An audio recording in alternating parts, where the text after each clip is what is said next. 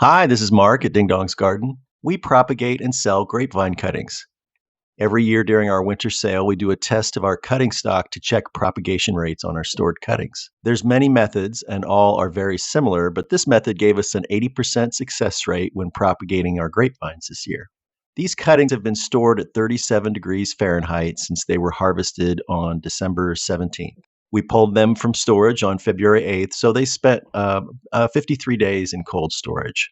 When we test cutting viability, we include a wait time of 7 days after removing them from cold storage. So, from pruning and harvest to the start of the propagation, where we put the cuttings in soil, it's been about 60 days. The first and most important step in any propagation process is labeling. Here we put the multiple cuttings for each variety in a container and label the container. Next, we make a clean cut at the bottom of the grapevine that intersects where it intersects a node. Determining up and down on a grapevine can be challenging, but when we harvest our grapevines, we put an angled cut on the bottom part that goes into the soil. Now that the grapevines have a clean cut, we prepare the potting soil. We use a mix of about 3/4 peat moss and 1/4 or less of perlite. We wet it to be moist, but we don't add too much water. The test that we use is that it should feel moist, but when you make a ball in your fist, the soil doesn't drip any water out.